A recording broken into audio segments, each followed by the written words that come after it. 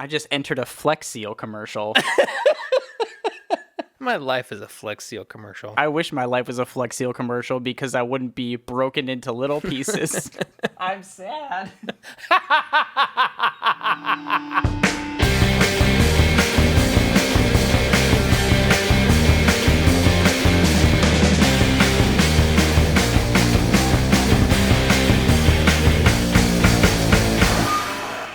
Hey, I'm Blake. And I'm Dave. And this is First Prize Films, the podcast where we each select a genre-specific movie separated by at least a decade and pit them against each other to find out which film wins the coveted title of First Prize. Dave, what does that mean for us? Okay, so it holds about as much water as a pasta strainer. Lots? 0. Oh. Today we are saying, you son of a bitch, I'm in with these heist movies. I made Blake watch Baby Driver, a movie that absolutely gave Blake PTSD flashbacks from when he used to ride in my car. It's true. Oh, and some heists and a love story somewhere in there. Somewhere. Right. On the other hand, I made Dave watch 2000's Gone in 60 Seconds, a film that lasts 2 fucking hours despite its misleading title.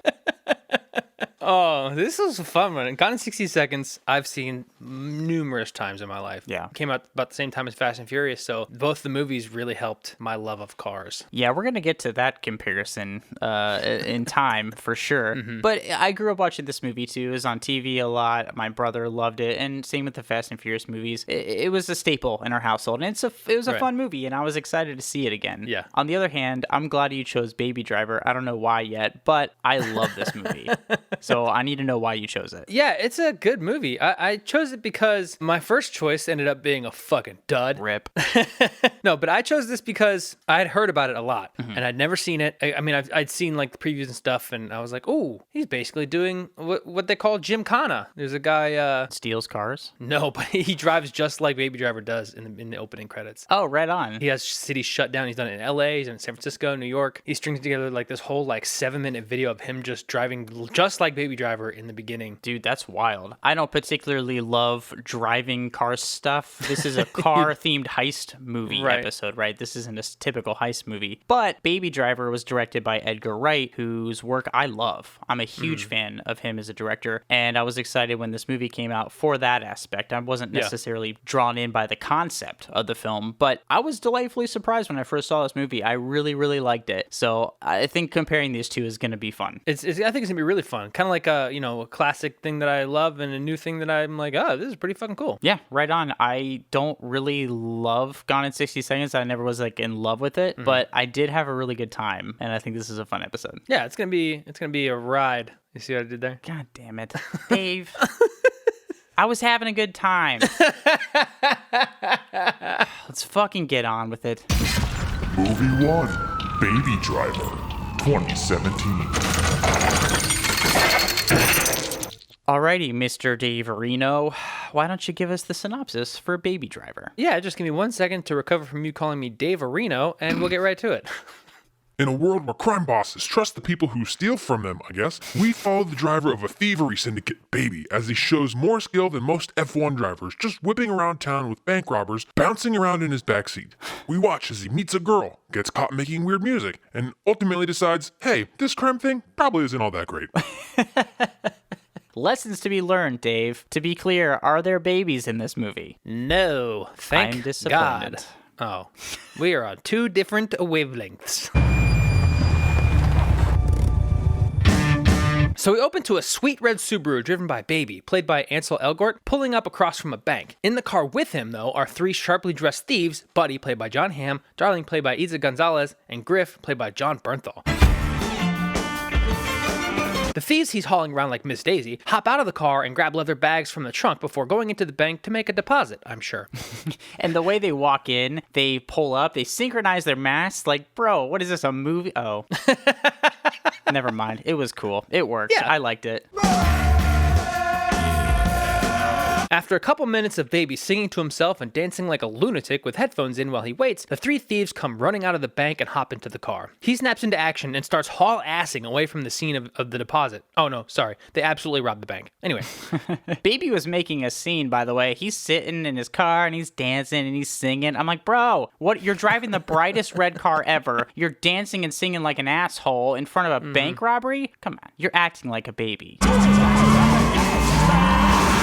So the cops are after the red Subaru as it drifts and races through the city, pulling a few super badass moves before he pulls between two other red cars under an underpass, ultimately confusing the cops and getting away into a parking garage where they switch to a boring green soccer mom sedan. And I am way too excited. This opening sequence is fucking sane. The music's amazing, the cinematography is nuts, the driving is like top notch. It sucks you into this thing immediately.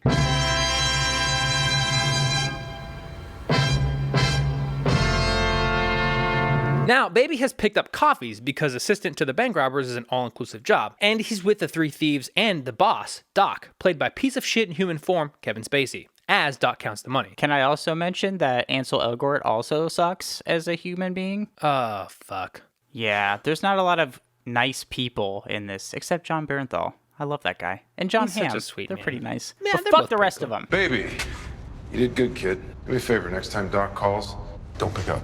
After an awkward elevator ride with Darling and Buddy basically fucking, we find out that Baby actually owes Doc. What for? I don't know. Maybe he put dish soap in Doc's washing machine. One more job and I'm done. One more job, and we're straight. One more job. The trope is in play, Dave. Right. It's all coming together. So then Baby is at his home with his deaf older roommate, friend, uncle that he's clearly not actually related to. I don't know. Well, don't be making assumptions. They could be related by blood, I'm sure. I don't know. What are genetics? Is a young Caucasian male whose identity remains as yet unknown. His uncle roommate friend sees a security image of Baby on the TV and lectures him about the crime life and how he doesn't belong in that world. All in sign language, by the way. And this time, I had the captions on. Hey, right on. Then we see Baby making beats and music from the recordings that he took at the evil lair of Doc and Griff, which I'm sure won't come back to bite him in the ass in any way, shape, or form. No.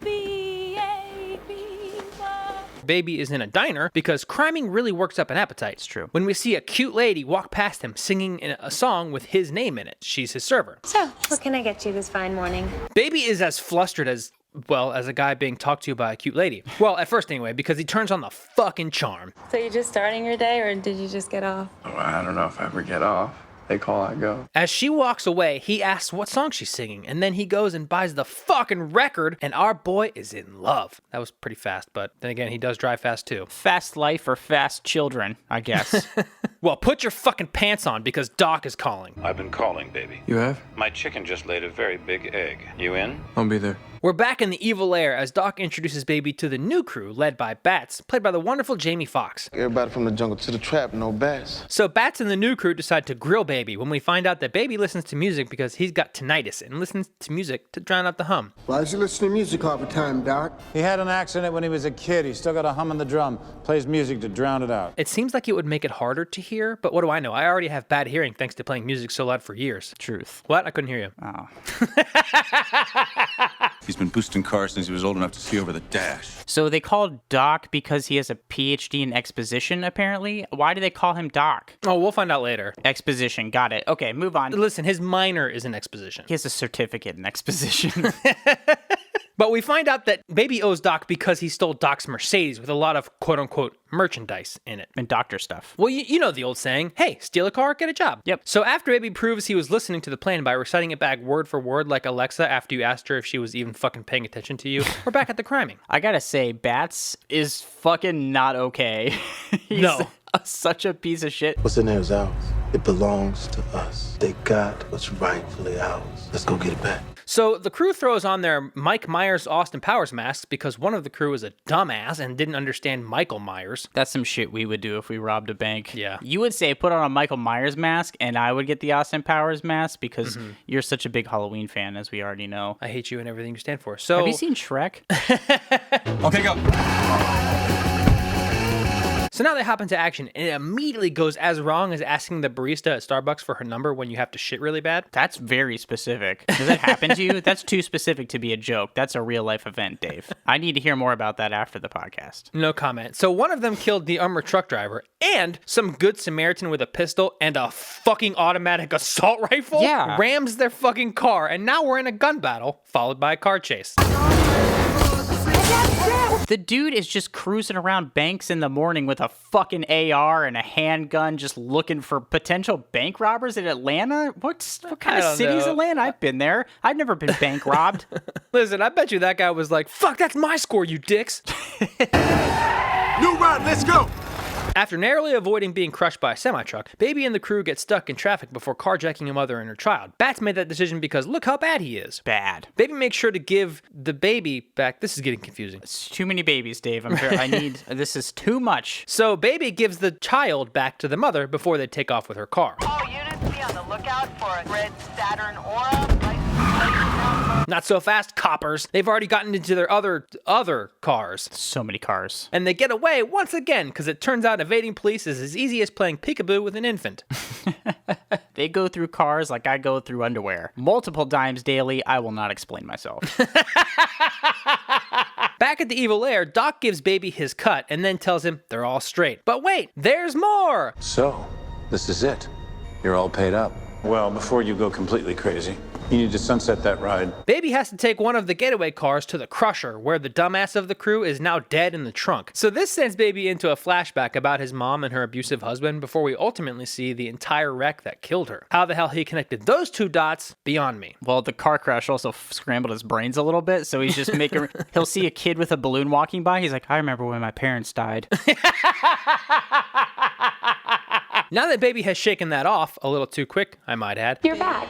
I sure am. He orders a coffee and sings with her before they go to the laundromat. Gutsy move by Deborah because he's gonna see her dirty undies. Not saying that there's anything wrong with the lady's dirty undies. I'm just... What? Well, this is a hole I've dug myself into, isn't it? We gotta move on. This is going bad. So at this laundromat, we get a little more backstory about Baby, but I'm just gonna gloss over it because more heist, less love story. Yay! Action! I'm a guy. Spoken more to you today than I have to anyone all year. Which is intense. Also, that he misses his mom, no shit, and that the uncle guy is actually his foster dad, which makes way more sense than what I thought he was. Oh, see, I thought it was his real dad, but whatever. Oh, well, we could go to, Bacchanalia. I hear it's nice. It's the finest wine and dining of all the wines and dines in town. So after they plan for a real date, and Baby is back home with foster dad, not uncle guy. Okay. Baby gets a job as the Usain Bolt of pizza delivery. But of course, that doesn't last long because while he and Deborah are on a date... You're all good. A gentleman picked this up already.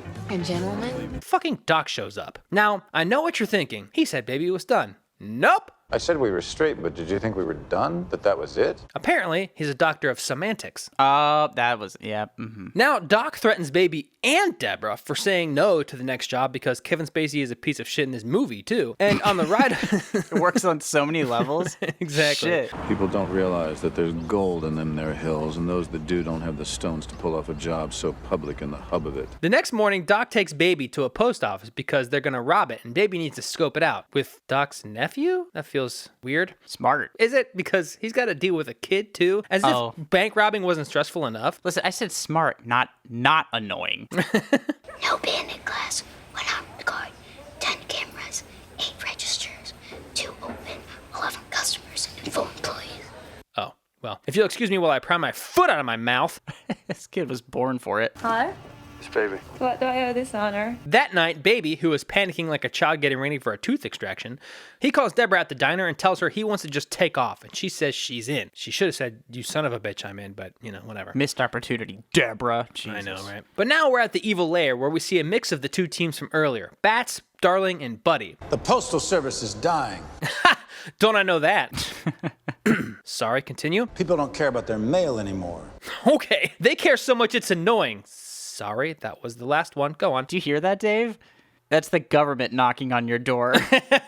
Lucky for us, their loss is our gain. Money orders. For I happen to know a guy who has a machine that can turn blank ones into green. Each box contains 250 slips per box. Each slip worth up to $1,000. That's $250,000 per box. So they're gonna hit the post office and make a fuck ton of money, which is news to me, who works at a post office. You're not rich working at the post office?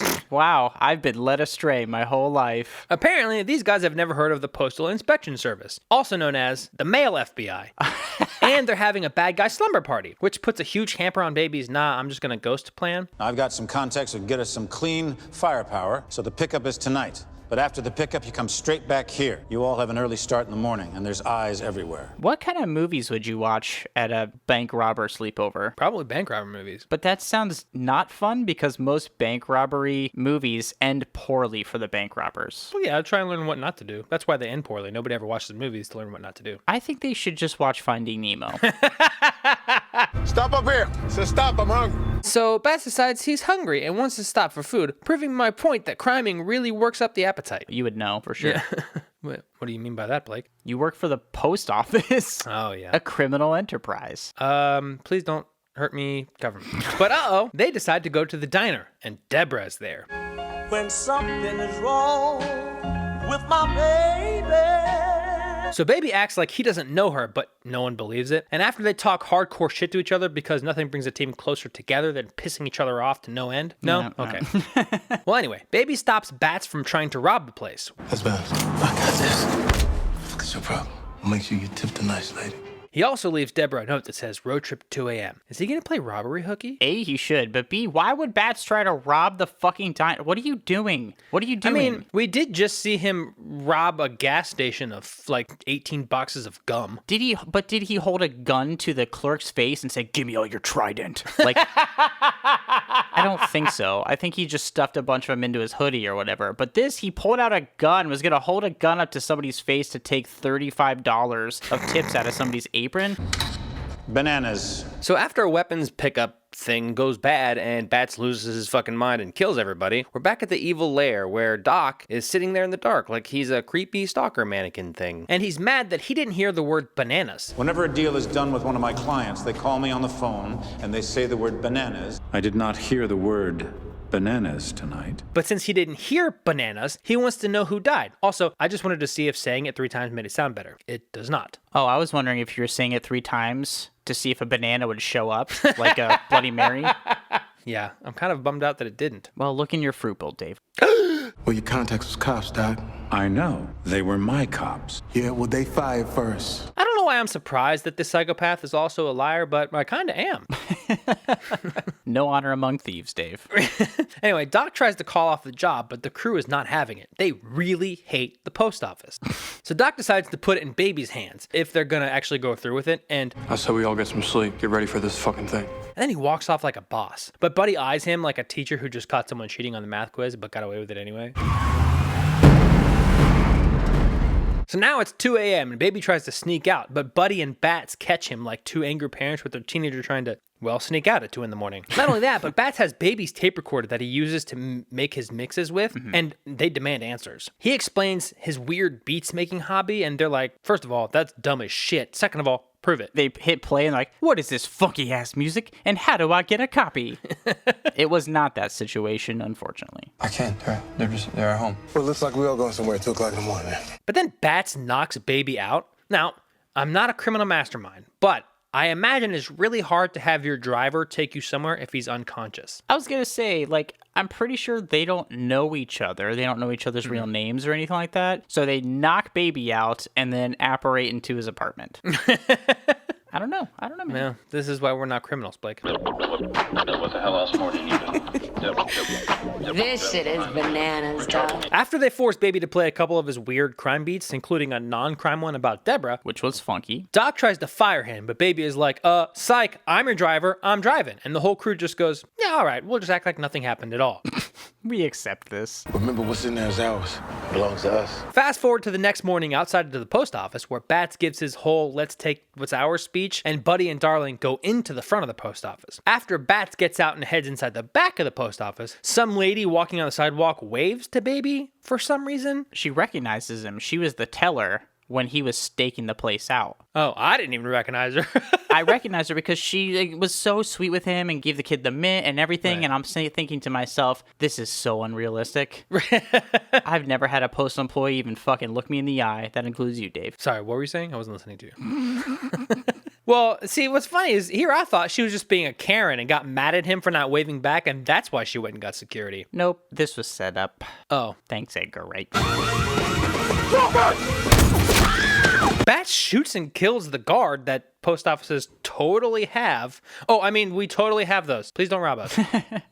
And this sends Baby over the edge because he really likes waving back at people. It's true. So Baby drives right into the back of a utility truck in front of them and Final Destinations Bats with a fucking rebar through his chest. Oh, I love this. I know, right? No!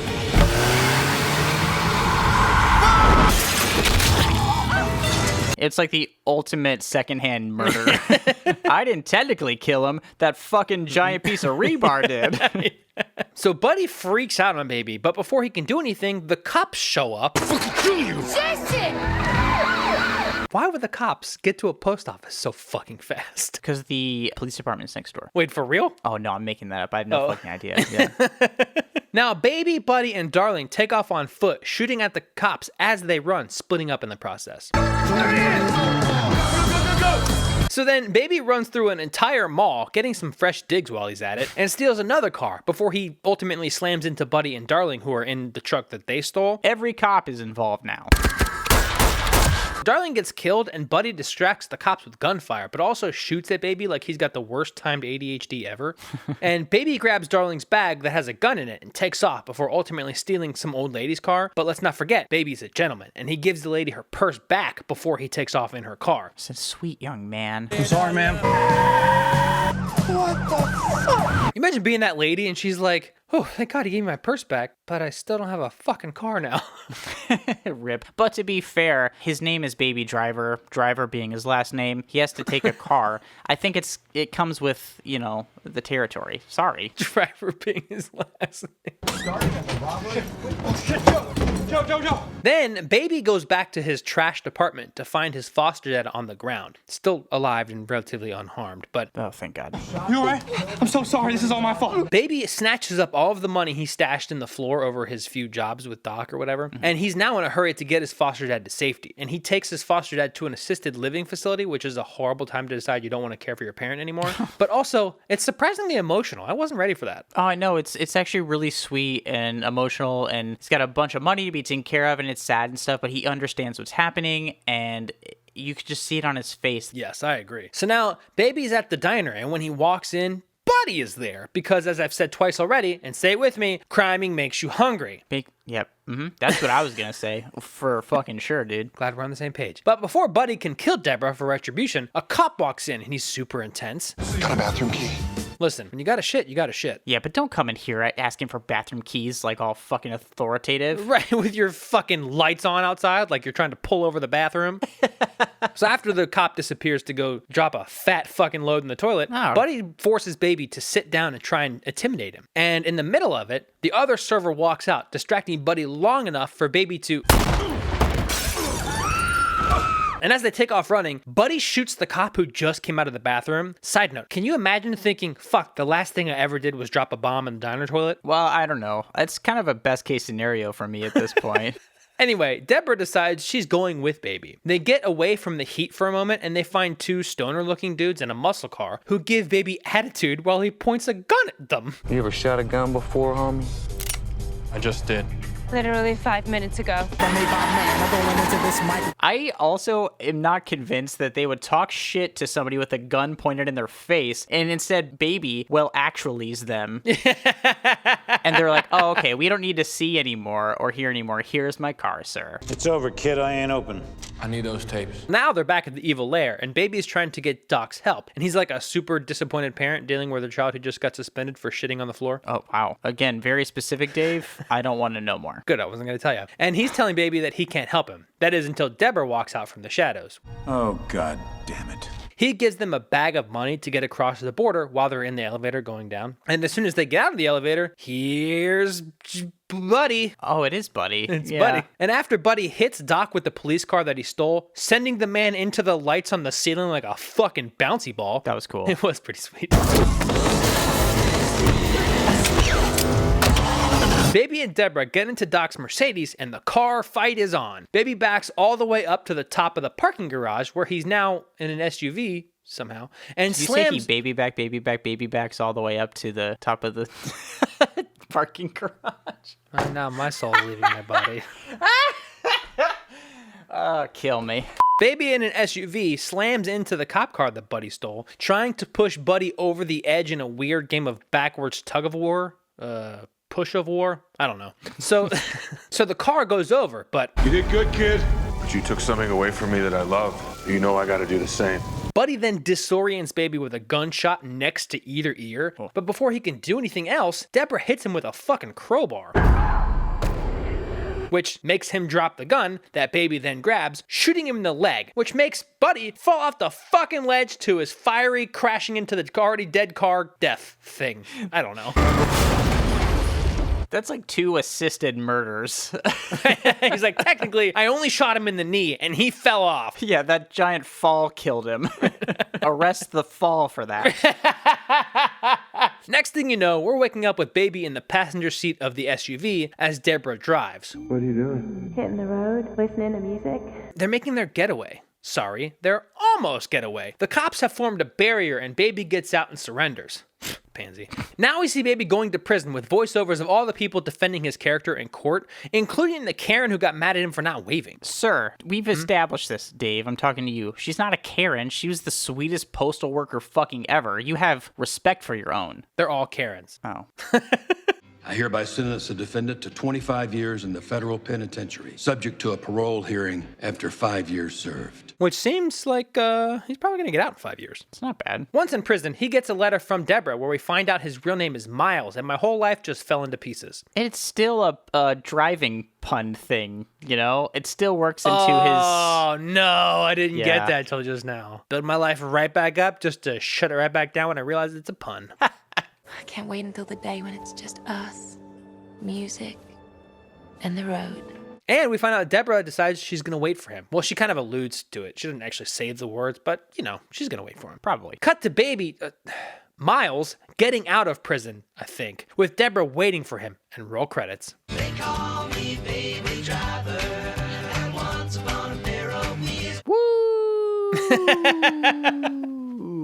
Man, this movie is a ride. And I didn't actually mean to make a joke, but this movie is a legit ride. Yeah, it's so much fun. There's so much great action. We get to explore Baby in a way that I don't feel like we've explored a lot of main characters in movies like this. Yeah, I agree. I really got a lot out of it in a deeper level than I thought I was gonna, just because I was like, driving, cars, bank robberies. Yeah. But yeah, there's a lot subtext about like love and caring for your parents and generally like understanding that what you're doing isn't the right thing, but not being able to get out of it. Which is cool. And you know what I really want to do, though? What? We're talking pretty deeply about this movie. I want to take this up to the surface. Okay. I want to bring this up a little bit. I don't want any subtext or that stupid theme or like metaphors or anything, Dave. Okay. I want top level heist, cars, action, and Nicolas Cage. I think I'm ready to be gone in 60 seconds. That's as much I can handle of you left, so let's do it. Okay, start the clock. Movie 2, Gone in 60 Seconds, 2000. All right, Blake, I think I'm just as excited as you are to get into this movie. So not excited? Oh. Well, Blake, I guess I'm excited to get into this movie and you're not, so. Let's hear the synopsis, and it better not take 60 seconds. When a children's go-kart instructor is pulled back into the criminal underworld of stealing cars, he'll procrastinate until the last second when he has to pull his friends together and steal 50 cars in one night. Strap in for 2 hours of Cars, California, and Cage. Accurate. We kick this movie into gear, Dave, with a title sequence and immediately follow the title sequence with a credit sequence. Oh my god, it's slower, but it features Nicolas Cage awkwardly photoshopped into every fucking picture. Oh god, we are off to like the cagiest start.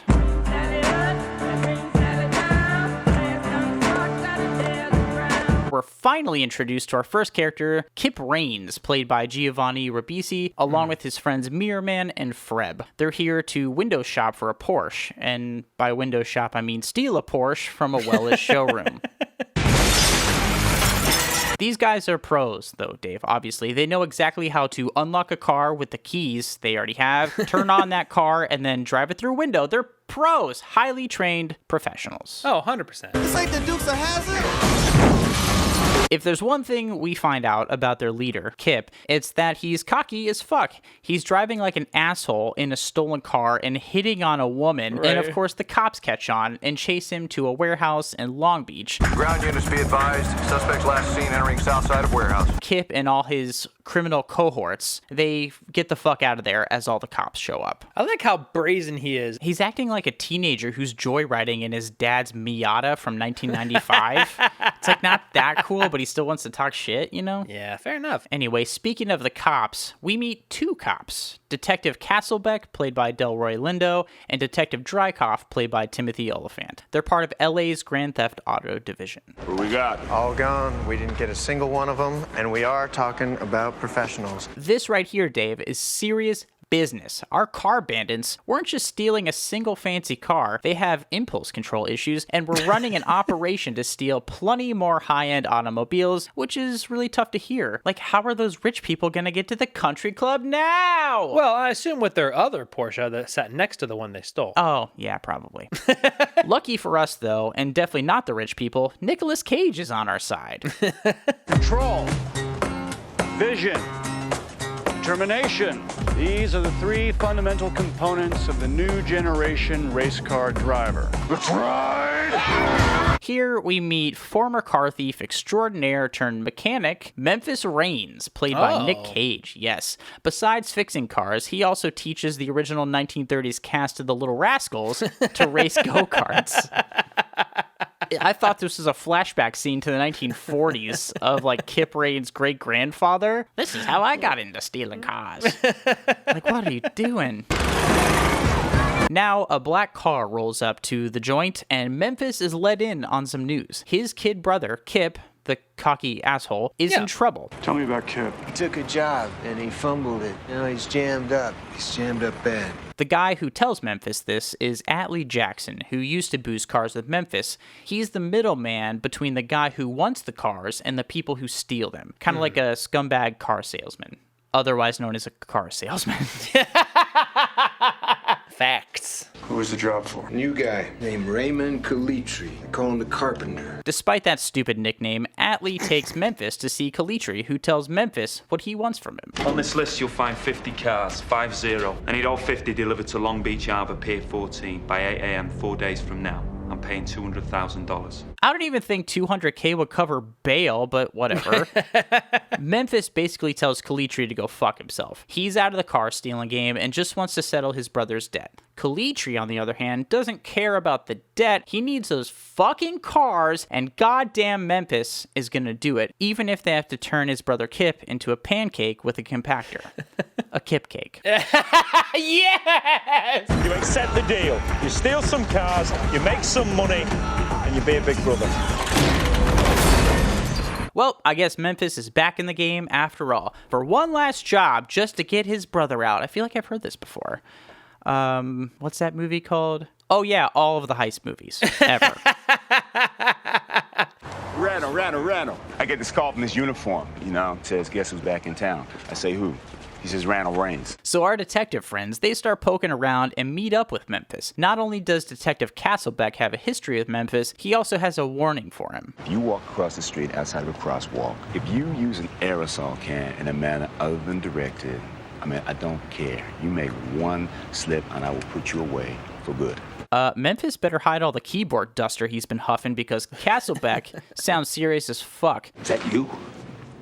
About time you came to see me. Memphis meets up with his old friend and potential grandfather, Otto, played by Robert Duvall, who I'm terribly sorry for that he has to be in this movie. Otto used to work with Memphis, running a chop shop, like stripping stolen cars, Right. But now that he's 97 going on 98, he decided to go legit. If there's one defining feature of Otto, besides being legit, is that he's a pushover and immediately goes back to being illegit. Just no pushback at all. He does ask about the job. How many cars? 50. How many days? 3. No way, it can't be done. Wait, so he's out. These days, I'm all about second chances. Let's make a few phone calls and we'll go from there, okay? Well, that was easy. Thanks, Otto. Thus begins the assembling the crew montage, right? Most are dead or in prison, losers, but they have a couple hits. Donnie and a mute man named the Sphinx. Sphinx, is that you? Press a button if it's you. The last person on their list is a woman named Sway, played by Angelina Jolie. Her and Memphis have a history of, like, fogging up the windows, if you know what I mean. See, sex. They have sex before. I got it. Sway tells Memphis, no fucking way, which is the right choice. I'd love to help Kip, but I'm not into the life anymore. I'm glad to see you're doing well. She also tells Memphis that he looks like a Bible salesman, but he honestly looks exactly like what he is, a washed-up asshole who teaches go-kart racing to Spanky and his fucking friends, dude. I'd argue that's worse. Oh, the pup is a big dog now. How you doing? Hey there, kid. What is this up there? What's that up under there? Anyway, the clock is ticking, so Memphis and his scumbag crew of Donnie and the Sphinx all meet up at Otto's garage to discuss their plan when Kip and his scumbag crew from the beginning of the movie, they show up as well. Well, you know, it seems like you guys need a little help, and we thought that we should participate. I guess that solves the problem of this whole thing being physically fucking impossible with just 4 people. Right. So, tight. Moving on. Problem fixed itself. You guys have any skills at all? Please. Yeah, we have skills. We're now introduced to the rest of the crew. We have Mirror Man, who we met at the beginning, and he's the wisecracking gadgets guy. Tumblr can drive anything and is obviously the inspiration for the website bearing his name. And also, you know, the stranger that he talked about earlier. He's the one who invented that, too. Next, we have Freb, also from the beginning. He can order pizzas. And lastly, Toby is a computer guy who literally says he can hack the mainframe. So I hate Toby. No. Oh, no. I hope Toby dies. Anyway, that's the rest of the crew. To make the Friday 8 a.m. deadline, you're going to have to go old school. Now, our new conglomerated crew, they come to the conclusion that they need to steal all 50 cars in one night. Yeah, that's smart. With a one-night boost, by the time the first car is reported stolen, your ship sets sail. It's a surprise attack. I guess having a working brain will get you pretty far in this business. So now we get a montage of the crew getting addresses for all 50 of these specific fancy cars they need to steal. This includes Memphis turning into the real-life Nicolas Cage to get some info from a salesman. If I was driving a 1967 275 GTB 4CAM, you would not be a self-indulgent wiener, sir. You would be a connoisseur. Precisely. You know what I actually just realized? If the people that are buying these stolen cars can afford to pay the thief from overseas to get these cars, couldn't they afford to just buy the fucking cars? Listen, I also thought of that, and I decided I have to not care how fucking stupid this whole thing is in order to get through the movie. So after this montage concludes, remember Sway, who said no? She just shows up on a sport bike for reasons. She says she's here for Kip, but I don't know. Like, it's like the writer wanted a dramatic scene earlier, but they actually need her, so they just retconned her back into the same fucking movie she was already in. Yeah. Talk about eating your cake and having 2 of them, am I right? Wait. Hold on. This is outrageous. I want my lawyer. After our detectives catch up with the guy who's selling our thieves some car keys, they threaten him with the long, bumpy dick of the law, and sure enough, when Tumblr calls the key guy to order more keys for their big score, the key guy alerts the cops. Now, the cops know for sure that Memphis and the gang are planning something. Uh-oh. Let's set up 3 surveillance teams at those addresses. And you go ahead and you make your move, man. And I will be waiting for you. Essentially, since they have the key guy on their side, they know what cars Memphis and the gang are going to steal, so Detective Castlebeck is having those cars surveilled so they can catch Memphis and his team in the act. Got the addresses on all 50 ladies. Let's scout them. Did the detectives really have the budget for all of this? No, they're acting outside of the law. I think this is just a fucking hobby for them at this point. They got fired like 3 months ago. They just keep showing up and working on cases and shit. These guys need to get laid more than me. So I don't think that's true at all. So our boost team now hit the streets to hunt down these cars and plan how they're going to steal them. That's right, Dave. Another montage with 90s dance music. Side note, by the way, all the cars they have to steal have been given women's names to be less conspicuous when they talk about them on the phone and radios and stuff. And in this sequence, we see Memphis reunited with his quote-unquote unicorn, a Shelby GT500 he has dubbed Elenor. So pretty. It's the one car, no matter how many times you try to boost, something always happens. I think I smell a third act showdown a-brewin'. Nick Cage fights a car, probably. I don't know. Fist fights. Who is it? Detective Castlebeck. The next day comes and Detective Castlebeck decides to pay a visit to Otto's shop where everyone is hanging out. He snoops around for a bit, chatting it up, but ultimately leaves. All right. I'll catch you later. And while it seems like Castlebeck didn't find anything, he actually did get a peek at something. He tells his partner Drycoff. Song for tonight.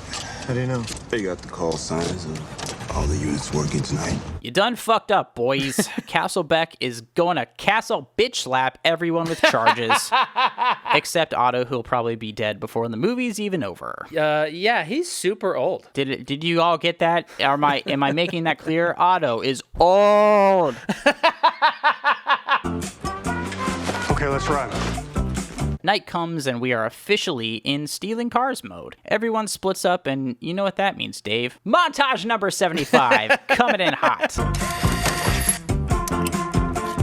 They're stealing all sorts of Ferraris and other cars that I know nothing about, but it looks cool and it's exciting. Diana, Trisha, Nadine, and Rose are on their way. Good going, guys. Minus a few minor snags like car alarms and someone attempting to steal the stolen car that Donnie and Forev are in, things are pretty good. It's hilarious. That is until Memphis approaches a car in a driveway near the surveillance van that our detectives are in. Something seems off. What's he doing? What are you doing? What are you doing?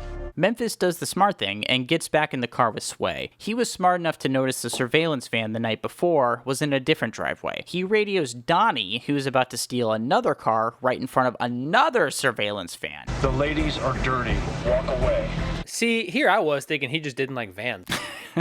Just van phobia. It's true, we don't see him steal any vans. That's what I'm saying. Maybe it's a superstition thing. I want everybody to get back to the garage now. So Donnie promptly fucks off, and Memphis orders everyone back to the warehouse in Long Beach, aka Dad is angry and the kids are about to get spanked. So when they all meet up, Memphis realizes that it's the Mercedes that are dirty, the ones with the laser-cut keys. Oh. Castlebeck. He got to one of the guys at the dealership and he turned him. That's what happened. Both succinct and correct, thanks, Donnie. They have 8 hours now until their deadline, and they finally come up with a plan to get some new Mercedes. Or should I say, old Mercedes. They still have the keys from the first time they tried to boost their Mercedes in the opening scene, if you remember. Mm-hmm. Yeah. Those cars are now in the impound lot, so logically, they're gonna steal those same cars from the fucking police. Biggest of brain moves here. Yeah, that makes sense. I'm gonna gloss over the part where Otto's dog eats the fucking keys because we're going back to work, man. Montage!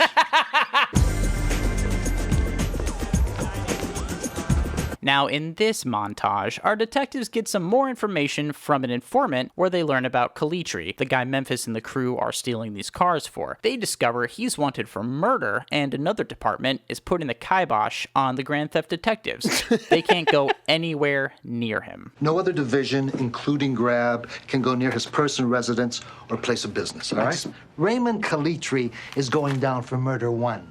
Who gives a shit about Grand Theft Auto? Truth hurts, boys. Truth hurts. Oh, no. Anyway, the crew break into the police impound with saws, and I guess there's just one fucking guy working there. That's how police impounds work, apparently. Oh, so dumb. And they just literally drive away with these Mercedes with no pushback whatsoever. Zero. Our detectives, though, they decide to test out another theory they have. They discover glass shards from a blacklight bulb in the opening scene, so they take blacklight wands to the original warehouse and discover the list of all the cars Memphis and the gang need to steal, written in invisible ink. Whoa! Yes! Here is our list. That's a big list. I guess the screenwriter was really into like 50 spy novels at the time. But also, isn't that kind of smart? It'd be really smart if you remember to fucking wipe it off. Yeah. Smart idea, poor execution. There we go. That's what I wanted. You and I will take this one right here, 67 Shelby Mustang. Oh, if I know our boy, I believe he'll leave this one to last. Why? He's afraid of it. They decide to surveil Elenor and wait for Memphis to show up because Castlebeck knows Memphis's history with the car. Hell, it might even be on Memphis's Wikipedia page at this point since every fucking character knows this story. Oh my god. Yo, guys, What are you doing? I want to go home with you guys on the boat. So Toby, who I hate, now decides to hitch a ride with Kip and Tumbler while they steal a car because he wants in on the action. Yeah. Despite how he acts, Toby is not a toddler, but I guess he can't handle being bored for a few fucking hours while the qualified professionals actually handle this job that could get everybody killed. God, dude, fuck Toby. I mean, you say he's not a toddler, but aren't toddlers the ones who can't handle being bored? He does have short arms as well, so... I'm picking up a theme. What's the matter with you? Come on! Hey, call security! Someone's stealing the car! Our guys get caught stealing the car, and the neighborhood rent-a-cop comes out in force, shooting a fucking gun. I just love how rich people can hire people to just kill other people for any fucking minor offense. Hey, being rich in America has its perks, I guess. One minor note here that I realized, we have 3 hours until the deadline, which is 8 a.m., right? Yeah. Well, when Kip and everyone gets caught stealing this car, a party is going on in the backyard. That would mean somebody is partying and playing music in their backyard at 5 a.m. What kind of fucking neighborhood is this? Oh, fucking plot hole. I totally didn't even notice that. I do have the answer, though. It's a neighborhood that hates Toby as much as I do because the rent-a-cop shoots Toby through the window. R.I.P., except he fucking lives. And he's been shot! Oh, shit! Enough of those shenanigans. The sun is coming up, Dave, and we have 1 hour until the deadline. Memphis finally gets to the last car, Elenor. Unfortunately, our cops are there too, and they catch sight of Memphis pulling away with Elenor. Easy way the hard way, Range. Easy way the hard way. I think he's choosing the hard way. The chase is on, Dave. It's our third act, baby. Here we go. While Nick Cage isn't physically fighting a car like I predicted, he is fighting with a car as a weapon. So half a point to me, half a point to Cage? I don't know.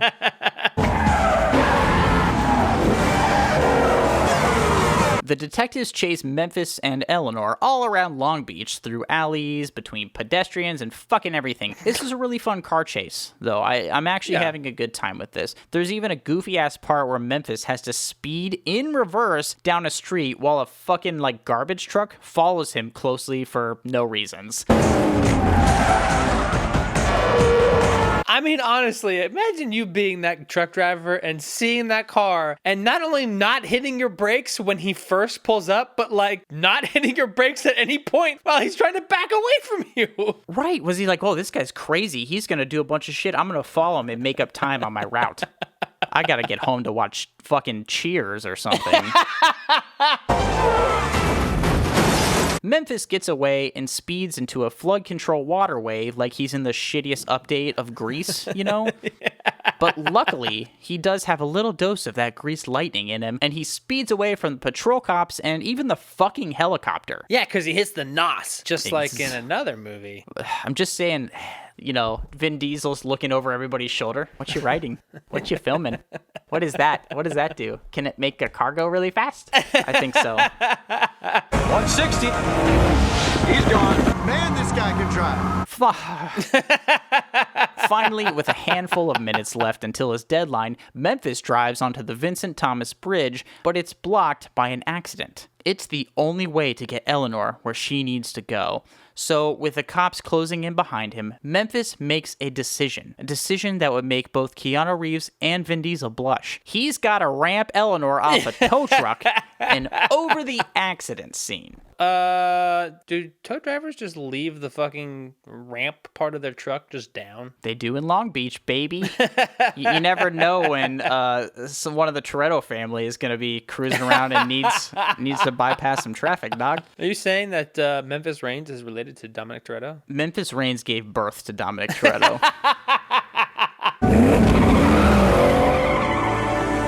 He fucking does it. The spirit of Ludacris, Michelle Rodriguez, and Tyrese send Elenor over the jam, landing safely-ish on the other side.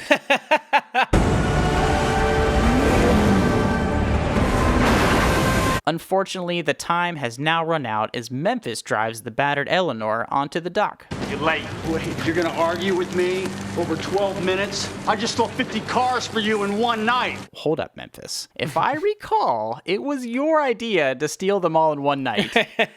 Well, I'm kind of on Memphis' side here. You can't give him a 12-minute grace window? Listen, don't procrastinate so fucking much.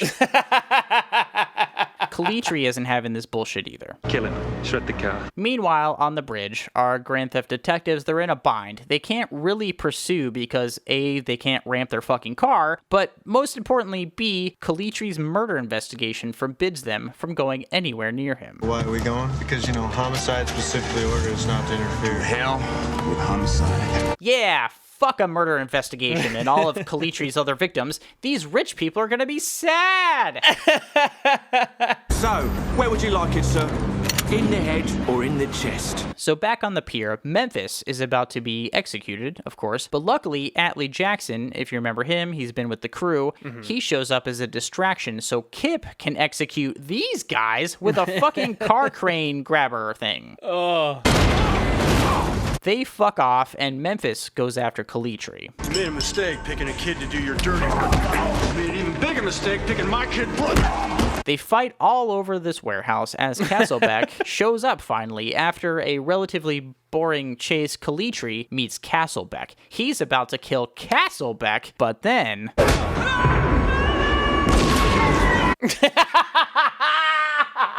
Memphis rushes in and pushes Calitri over a railing to his death, saving Castlebeck's life. Now it's just Memphis and Castlebeck, arch nemesis. And it's a little awkward. I can't tell if I love or hate the fact that Calitri's body landed half in and half out of the casket that he was making. Yeah, I didn't care at this point. Here I am smack dab in the middle of a moral dilemma, Randall. But I understand what brought you back here. Brother's love is a brother's love. Get out of here, Randall. I'll clean this up. What? Castlebeck, your career's fucking over, dude. Look, with everything, I don't care. So finally, sometime later, everyone meets up for a grill out since they're like family now. Oh no. They sip some Corona. Wait. No.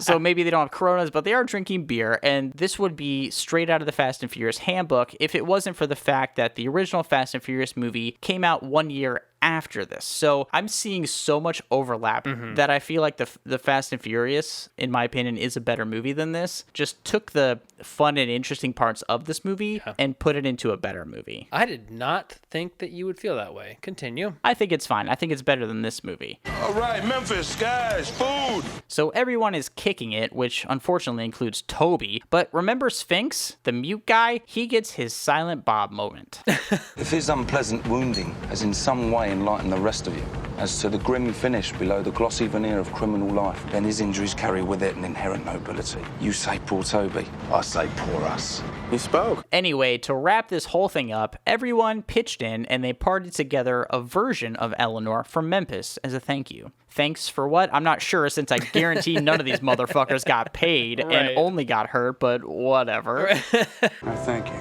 I'll see you later. Memphis pulls away in his Elenor until it breaks down. Roll credits!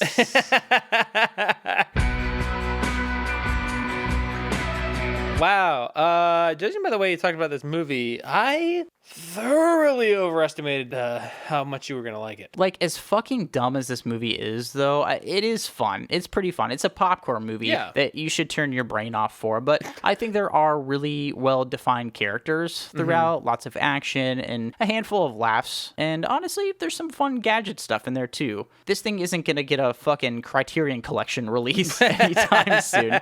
But it is a good Saturday afternoon mindless watch, so it's relatively inoffensive. Okay, fair enough. You really like this movie, don't you? I love this movie. I really do, just because it had everything that I liked as a kid. Cars, brotherly love, action. Family, Coronas. Hot blonde lady, you know?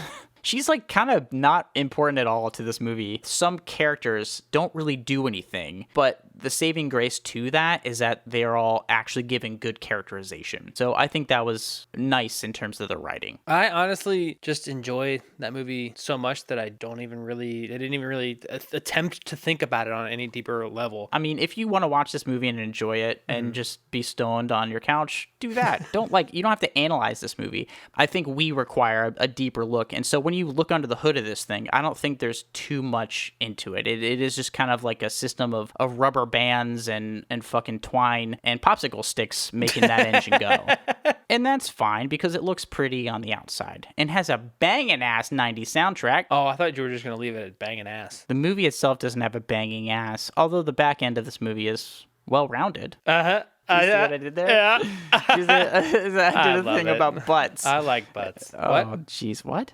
Movie versus movie. Welcome to the Thunderdome.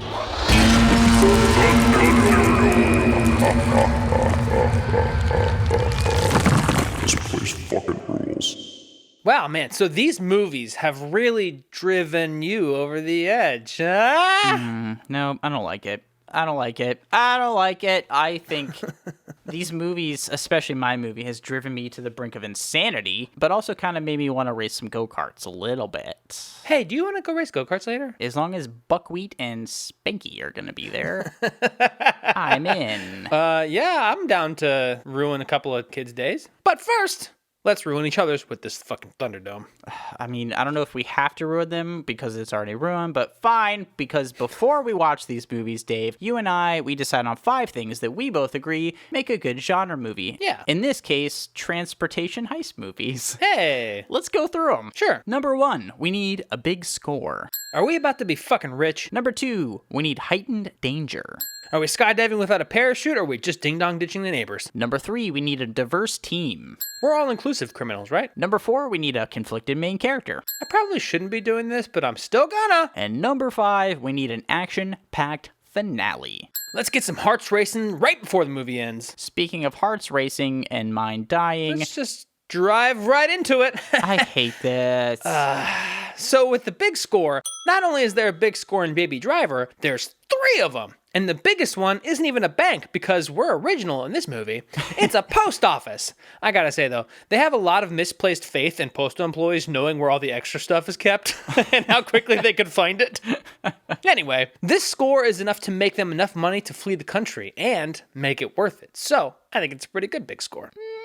Fine. It is fine. It is a big score, but Gone in 60 Seconds doesn't have one, really. That is in terms of monetary gain. But they have to steal 50 fucking cars in one night to save Kip's life. What I like about this, though, is that the score isn't just to make these people money. It's all about, wait for it, family. Oh, crap. Instead of diamonds or like millions of dollars, it's Memphis's dirtbag brother's life. And I'd say saving somebody's life is a pretty big score. Like getting to keep your life intact and be alive still. I mean, it's debatable if it's me or you. Probably not. True. But also the cars are pretty cool. Getting them is a little dangerous, no? It is true. And a great way to segue into our next point, heightened danger.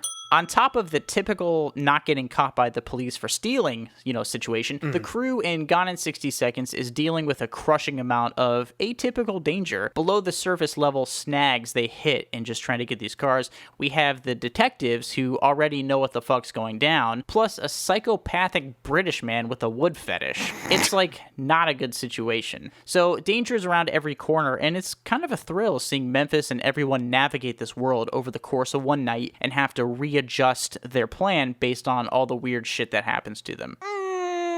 I don't know. It doesn't feel like it's that heightened because most of their stealing that they do is done like in the dark with nobody really knowing. Like, yeah, the detectives are there a little bit, but in general, it doesn't really feel that dangerous, except for, when Toby gets shot at. Fuck Toby. But there's a lot of interesting things. Like there's like attempted car robbery on the car robbers. There's like a snake. There's the impound lot. There's a bunch of these dangerous situations that are kind of glossed over in some parts, which I understand. But we do get a sense of all the little different things that can happen, which I think kind of culminate in this big overarching sense of weird danger and weird things that could happen at any given moment. It does feel like all the stuff you just mentioned was just kind of sprinkled it on because there wasn't enough danger or drama. Whereas in Baby Driver, I mean, obviously criming is dangerous on its own, but then you add in a team full of mentally unstable maniacs and holy shit, Baby is constantly in a world of danger. Not to mention the fact that he drives like the city is his own fucking racetrack. True. Baby is literally in danger for like 90% of the movie. Not to mention when the team fucking turns on him. Yeah, but like, does Baby have to deal with a snake in a Hummer? I don't think so.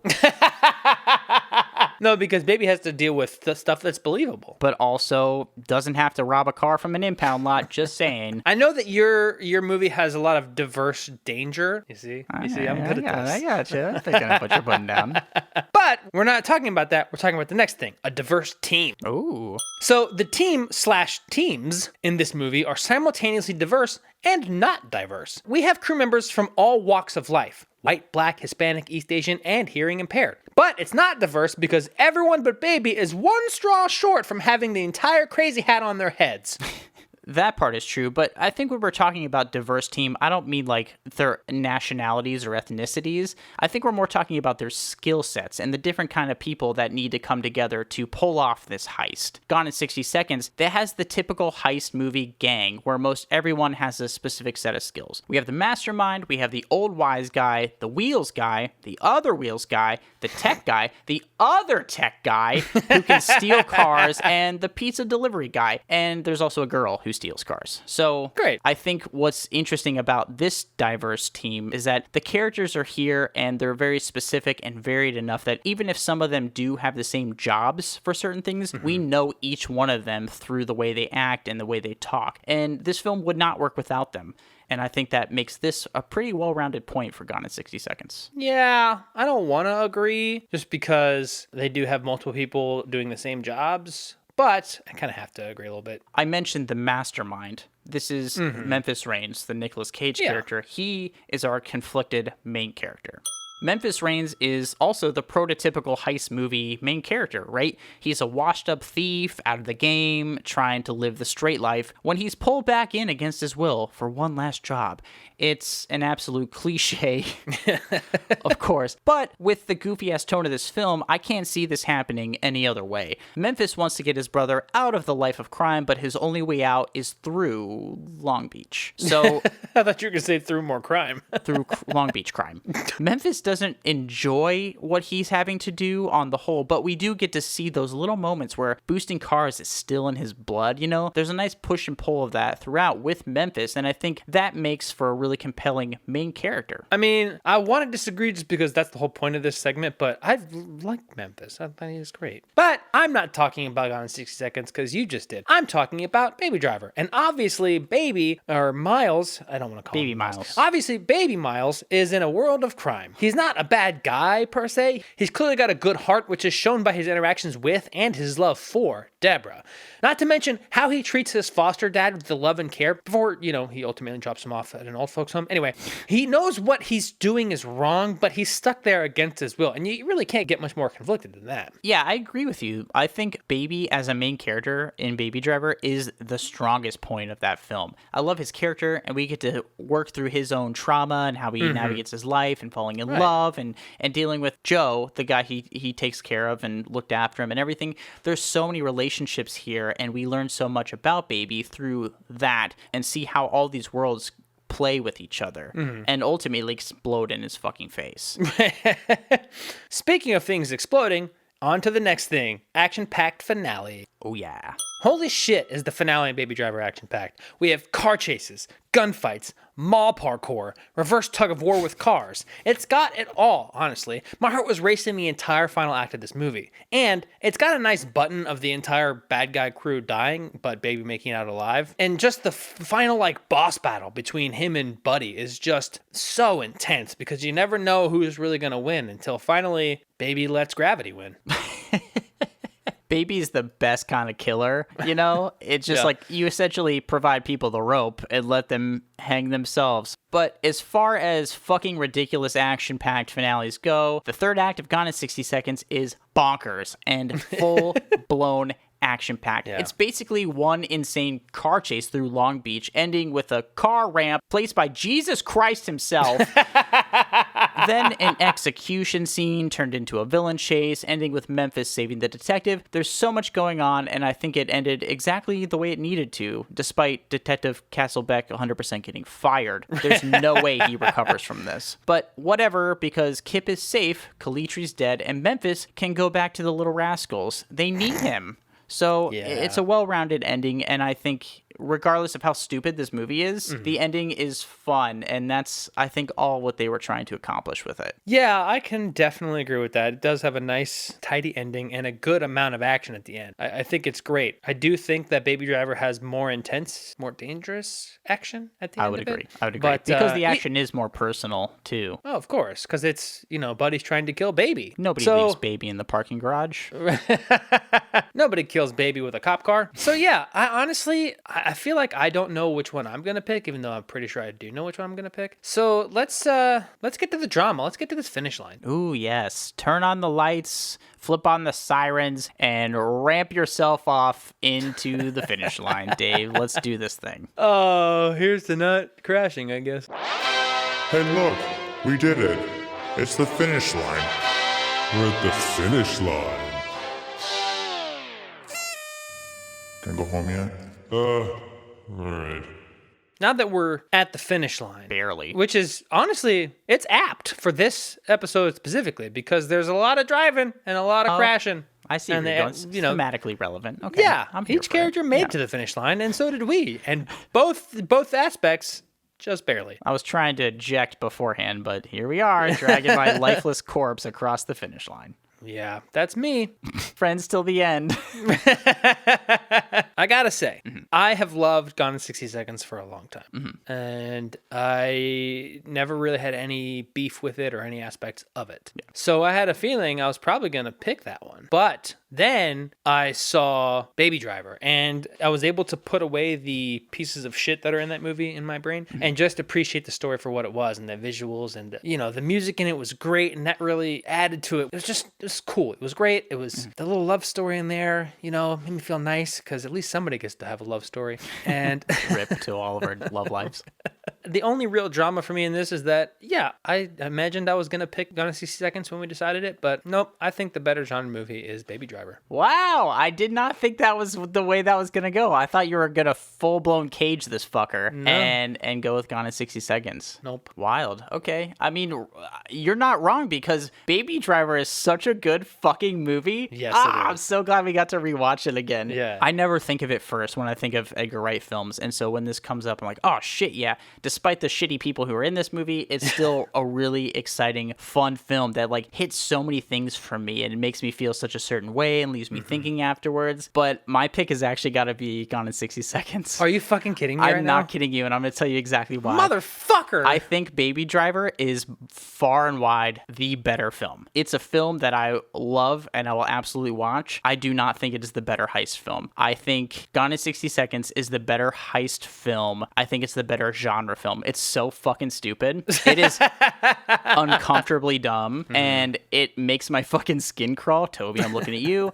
And it's just so... It's wild, and it has all these crazy characters and all this goofy shit happening, and it feels like a big, stupid heist genre movie. There's lots of little quippy stuff, and I think everything in Baby Driver is better, for sure. But I have to say, Gone in 60 Seconds, I think, is the better heist film in and of itself. Baby Driver doesn't feel like a heist film to me. It feels more like a character drama with great action. So I can't fault it for that, because it is by far and wide the better movie. 100%, please do not fucking come for me on this.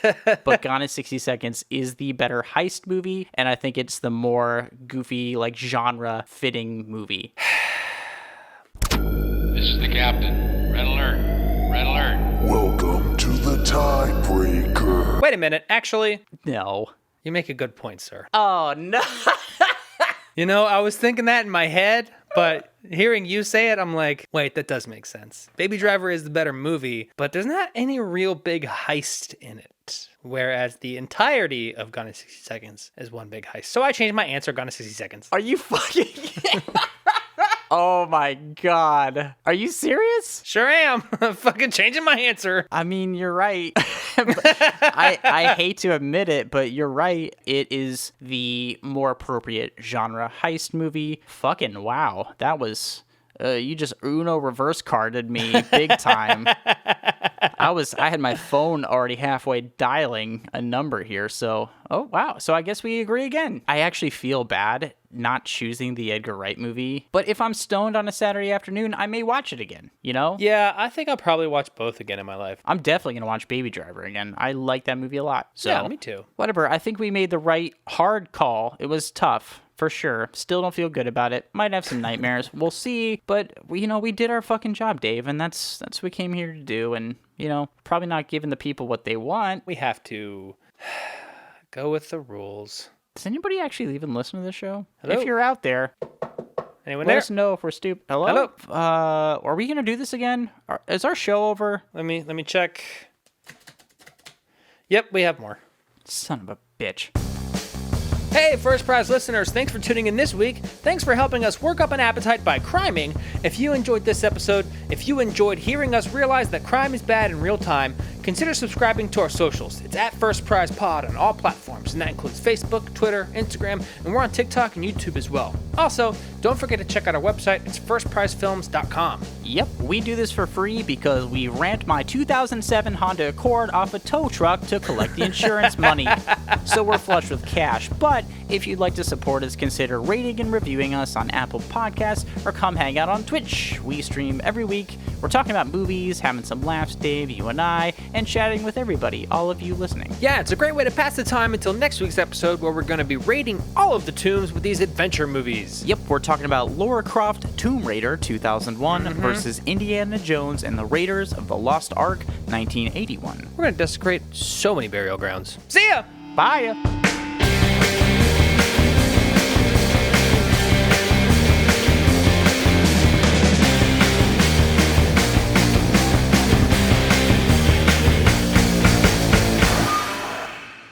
No, that guy was an asshole. Oh, can't be his dad too? You know that's not true. Hey!